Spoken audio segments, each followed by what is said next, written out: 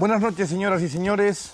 Antes de anunciar lo de esta noche, una referencia extraordinaria, porque si no, la clave normalmente se convertiría en el correo del espectador, pero extraordinaria en este caso porque, a propósito de una carta que hemos recibido de un espectador de la semana pasada y que dice ser un forofo de la clave de toda la vida, luego corrige y dice que lo ha sido hasta la semana pasada, porque si nosotros nos creemos la explicación que dimos de que no hubiera aquí ningún jugador del Barcelona ni representante del Barcelona, que él no se lo cree porque había muchos de plantilla. Yo tengo que decirle a ese respecto que nos pasamos 15 días hablando con el equipo, que tuvimos nosotros, por lo visto, está clarísimo, mucho más interés que el equipo en que estuviera aquí representado el Barcelona, que no hubo manera personalmente ni de conseguir a Menotti, ni a Núñez, ni a Casaus, ni a nadie, sencillamente, que se dirija a su propio club y que nosotros somos los primeros en lamentarlo. Pero hago alusión a esta carta, que normalmente no lo haría, porque sí quiero hacer o matizar la no presencia de Maradona. Esta semana nos hemos puesto en contacto de nuevo, se ha puesto en contacto con nosotros la gente de Maradona para decirnos que no solo hubiera estado en el programa, sino que tenía el máximo interés en asistir, porque está un poco cansado de que se le pegue sin que pueda defenderse. Nosotros también lo creíamos así. Es una lástima que, por lo visto, o por lo que sabemos, sencillamente el club no se dirigió a Maradona para que pudiese asistir, pese a que estaba invitado por nosotros. Por lo tanto, bien que lo sentimos por Diego, porque efectivamente, como de costumbre y como ocurre en el programa de esta misma noche, nosotros creemos siempre que las más de las partes deben estar representadas y que es hablando como se entiende la gente. Es lo único que creemos, bien que lo sentimos por él, ha habido un intermediario que ha fallado y este espectador que se dirija a su club, que desgraciadamente no quiso estar presente ni oficialmente ni a través de ninguno de sus representantes. Dicho esto, como ustedes saben, el programa de esta noche se titula sencillamente Opus Dei. Sobre las vicisitudes del programa voy a hablarles al acabar esta presentación. De momento simplemente voy a presentarles a quienes están hoy con nosotros. En primer lugar, Jesús Infante. Jesús Infante es autor de La prodigiosa aventura del Opus Dei, génesis y desarrollo de la Santa Mafia, editado en París. Fue, como ustedes saben, en su momento un bestseller, yo diría que político. En segundo lugar, por lo menos editorial. En segundo lugar, también quiero resaltar de él que hoy reparte su actividad como ensayista y autor de novelas, guionista de cómics y periodista todoterreno, colaborando regularmente en la prensa europea y muy especialmente en el semanario satírico francés Le Canard Enchaîné, que yo creo que a muchos de ustedes les suena, por muchas razones. Tiene 9 libros publicados, uno de ellos Un crimen bajo Giscard, escrito en francés y publicado en Francia, donde analiza las vinculaciones políticas de la derecha francesa y el Opus Dei. Entonces la pregunta inicial a Jesús Infante casi sería, ¿qué pasa? ¿Que sigue investigando sobre el Opus Dei y en general sobre temas religiosos? No, no especialmente. Investigo sobre el Opus Dei porque es como fue mi primer libro y a partir del primer libro pues he visto que es como el que apuesta a un caballo ganador y sigue ganando carreras. Entonces sigo preocupándome del tema y creo que actualmente estoy preparando cosas todavía de mayor envergadura. No solo sobre el Opus Dei, sino sobre la Iglesia en general también, ¿no? Bueno, las relaciones que pueda tener con el Vaticano y efectivamente que es hoy día, como es una multinacional religiosa, en expresión de un vecino mío, pues creo que merece la pena dedicarle una atención y sobre todo que ha traspasado las barreras. Nació en España, pero hoy día está ya extendido por todo el mundo. Don Rafael Calvo Seder, profesor, escritor, periodista y político a lo largo de varias décadas. Fue catedrático de Historia Moderna y de Filosofía de la Historia, ahora lo es de Historia de la Filosofía Española en la Universidad Complutense. Premio Nacional de Literatura en 1959 por su libro España sin problema, muy debatido, por cierto, en su momento, al que siguió una serie de 12 volúmenes. Presidente del diario Madrid, tuvo que exiliarse antes de ser cerrado ilegalmente. Colaborador del Conde de Barcelona hasta su abdicación en 1977. Actualmente ultima su libro La vertebración de España y prepara la reanudación del diario Madrid. Ha estado 2 veces en la clave ya, una sobre el compromiso del intelectual y otra sobre libertad de información, y además es todavía, yo creo, miembro numerario del Opus Dei, ¿no? ¿Por qué? Parece que está bien claro que soy miembro del Opus Dei desde hace muchos años. Sí, es público y nunca lo ha negado. Luego explicaré un poco las vicisitudes de cómo en este programa no contamos como miembros del Opus Dei, y evidentemente lo que ya puedo adelantar es que el propio Opus Dei no ha querido estar representado oficialmente, y ninguno de las 2 o 3 docenas, o 4 o 5 o 6 de miembros conocidos, notorios, a los que hemos invitado. Y yo le preguntaría a Rafael Calvo Soler cómo ha tenido la gentileza de estar aquí con nosotros esta noche. Bien, ya he sido invitado 2 veces a la clave, en los momentos en los que yo no he tenido tribuna ninguna en este país, porque a mí se me destruyó un órgano de expresión. Estuve varios años fuera de España, volví a España, no tenía acceso a la televisión española hasta que en la clave se me invitó. Pude exponer una serie de ideas, se me volvió a invitar unos años después, y como evidentemente la televisión es uno de los grandes órganos de expresión, pues aprovecho esta invitación, claramente, como acabas de decir, a título personal. Yo no represento a nadie, yo hablo por cuenta propia.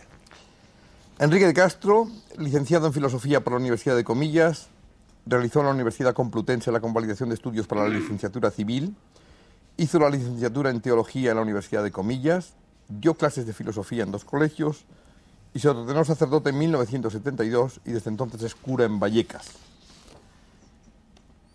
Es complicada la relación entre la Iglesia diocesana, y luego también explicaré yo algo de estas vicisitudes entre la Iglesia diocesana y el Opus Dei.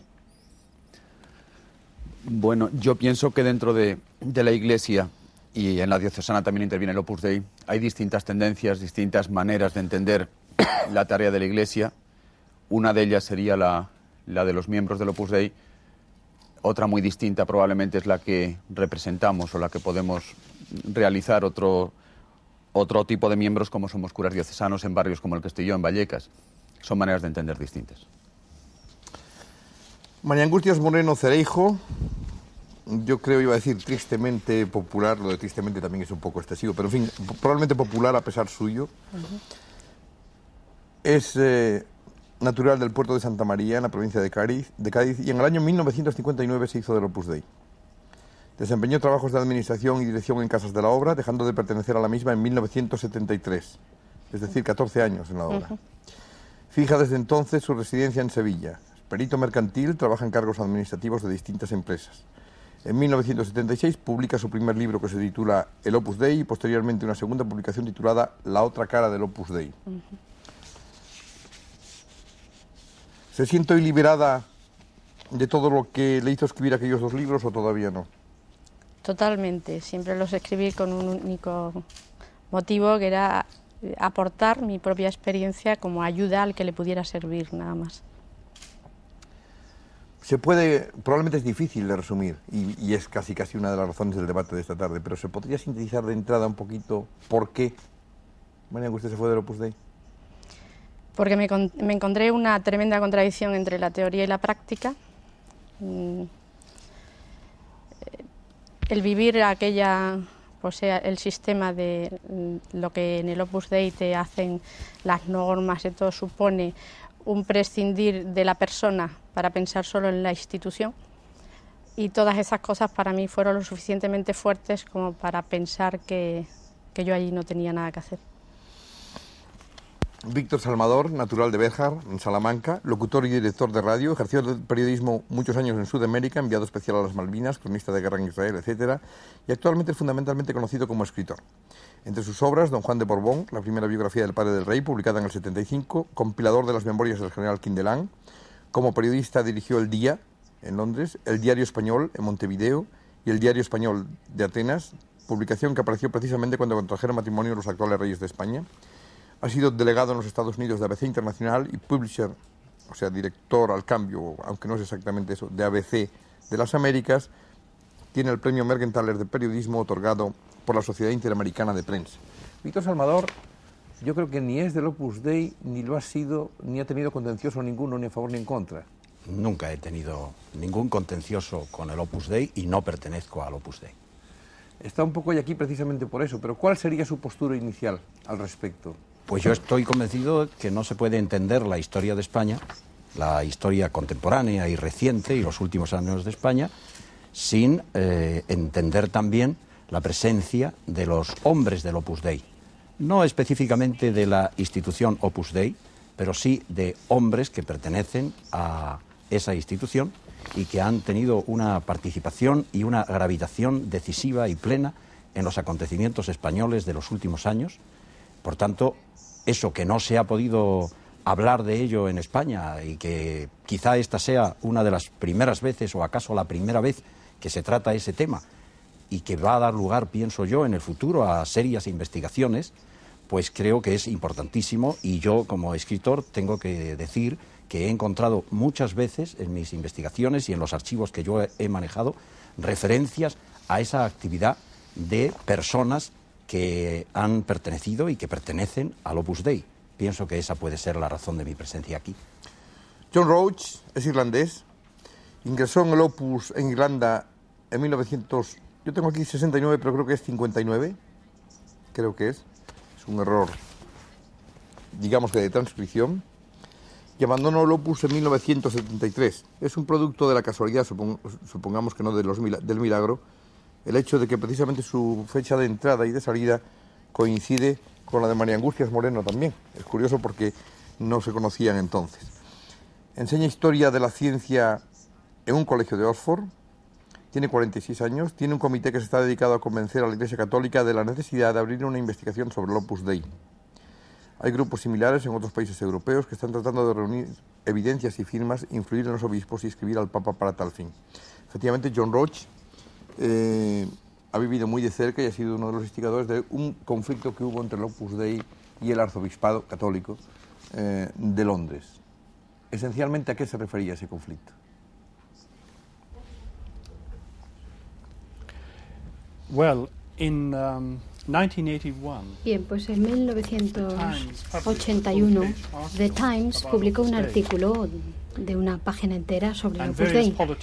Hubo varios políticos y varias personas que pidieron una investigación sobre el Opus Dei a raíz de aquel artículo. O sea que yo presenté mis documentos al cardenal y después de unos cuantos meses él estableció una serie de directrices del Opus Dei.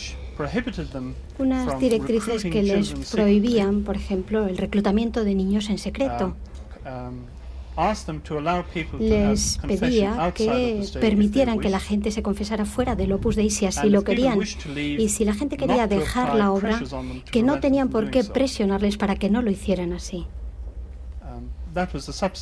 Esto es un poco la sustancia de las directrices del cardenal. Sí, efectivamente, lo esencial va a quedarse para luego. Yo quería decir de todas maneras, para que quede lo más claro posible, e intentando también mantenerme lo más aséptico posible, ya sé que como ocurre tantas veces en los debates de la clave, pues dependerá mucho de quién esté viendo y oyendo, que se ponga a un lado a otro, pero incluso para ser lo más aséptico posible decía, voy a leerles, es muy poquito, pues son cartulinitas pequeñas, un poco de las vicisitudes de preparación de este programa. Digo que hace mucho tiempo que no hay temas tabú en la clave. Yo diría que prácticamente ninguno, aunque sí para las autoridades de otros tiempos. El primer programa de la clave, por ejemplo, fue sobre el juego, cuando aún estaba prohibido. Poco después, la pena de muerte, cuando aún existía. Cómo no, en sus momentos, el aborto, el suicidio o la eutanasia. El pasado verano abordábamos uno de los temas más delicados, homosexualidad. Era curioso, pues, que se pudiese pensar que no osábamos, quién sabe por qué extraña razón, abordar algún tema. Sobre el Opus Dei